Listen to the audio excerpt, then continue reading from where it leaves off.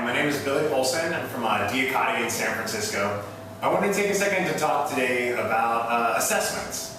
So over the past couple of years at DIAKADI, we're always trying to look at the fitness industry and to try and get a good idea of what is the most important factor on helping clients reach their goals and to really maximize their results.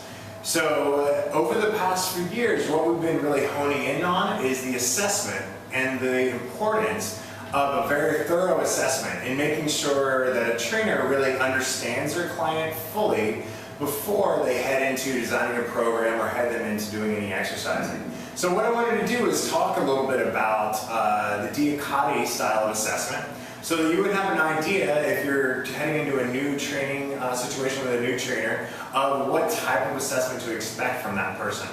So at DIAKADI, our first step in the assessment was actually do a very thorough intake form.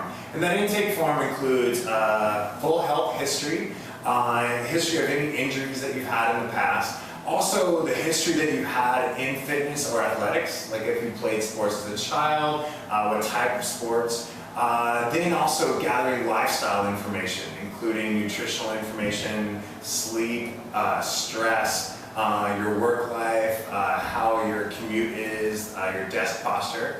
So we'll take all that intake form, and then at the end of that we'll also ask you what your goals are. Some of them can be life goals and some of them can be more fitness related goals. So that'll be the first step. The second step is to actually start looking physically at where your body is, the current state. Again, if you have any injuries or pain, that will play an important role of what we're looking for during this physical section. Today I have Mike as my model for the actual physical portion.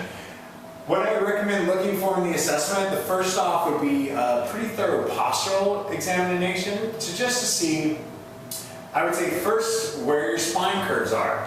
A lot of folks who have upper body posture distortions tend to be tight and rolled forward into what's called a kyphosis or a kyphotic posture with a big curvature of the spine. So looking at the spine curve up by your cervical thoracic region, and then also looking at your lumbar curve to look and see if you have any lordosis or excessive curvature of the spine.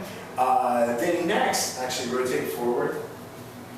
The next thing I would have a trainer look for would be the positioning of your pelvis. The pelvis, so much of your musculature feeds into your pelvis through your abdominals, through your lower back, all through your spine, and then all the muscles of your legs. So based on those muscles and if there are any imbalances or issues that are causing them to pull your pelvis out of alignment, that's a really important thing for the trainer to look for to start with. So they can just look at your ASIS in the front of your pelvis. It's just a quick point that they can look and tell the height of your pelvis, how level it is. There's also the same type of point in the back called the PSIS.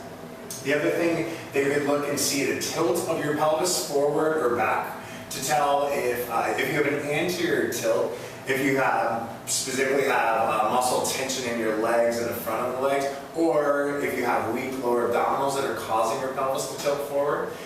Really, really vital section that a trainer should look through in terms of really knowing what's going on muscle-wise in the client's body.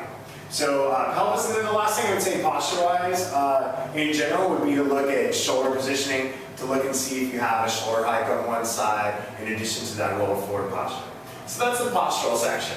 The next thing I'd actually take the client into is looking at a little bit of muscle testing. And there are a couple things that we'll look for in that. On the muscle test, I would say the first thing you're looking for would be range of motion testing. You want to see if, based on whatever function Mike needs in his daily life, for example, if he's a runner. If he's a runner and he has tight hamstrings, he'll quickly run into joint issues, maybe joint pain, maybe even injuries, if his hamstrings are too short to allow a full stride of motion each time he's taking a running stride. So to test and see, Mike, can you hold your leg right there? Now slowly extend your knee. Yeah, as high as you can get it to go. So just using a simple goniometer, and I'm going to raise this back up to 90 though. Good. Making sure this back isn't flattening out, I can look and see the angle that Mike is able to bring his knee, and that will tell me if he has proper hamstring length. And that can be done with every joint in the body. again, based on what your function is, that will determine how much of that testing needs to be done. The next thing a trainer can do is actually walk through muscle strength testing. So for Mike, let's actually do an upper ab test. This is a good way of knowing if you need to do more upper abdominals, or even if you're using your hip flexors more for sit-ups than using your upper abs. So softening the knees bent a little bit. Good, pressure down. And then as you're walking through the muscle test, come up and just a sit-ups, a series. Go through the whole series. A little more chin tuck. Cool. And I'm just watching to see where firing patterns are in the movement screen, right? Good, perfect. So the next thing I'd say muscle test-wise, you want to actually carry them, instead of an isolated muscle test, one of the most important ones is actually to carry them through a movement screen of full movements that they would do, again, based on his function or based on his lifestyle. Let's actually start with the squat test. I don't want you to just go overhead, just go through several squats. Now, most trainers tend to use a squat test because it does give you a lot of great information. However, I would also recommend trainers look at split squats or lunges, look at bends or deadlifts, looking at your gait or your walking pattern, looking at twisting, looking at pushing, and looking at pulling. Good.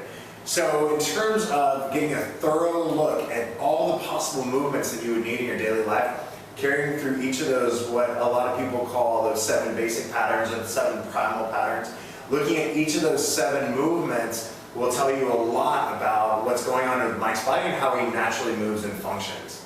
So gathering all that information through the posture, through the muscle testing, through the movement screen, as well as the health history, the trainer can combine that information with the goals that you provided to them and designing an exact individualized program that fits exactly what you need and maximizes your results in the most efficient amount of time.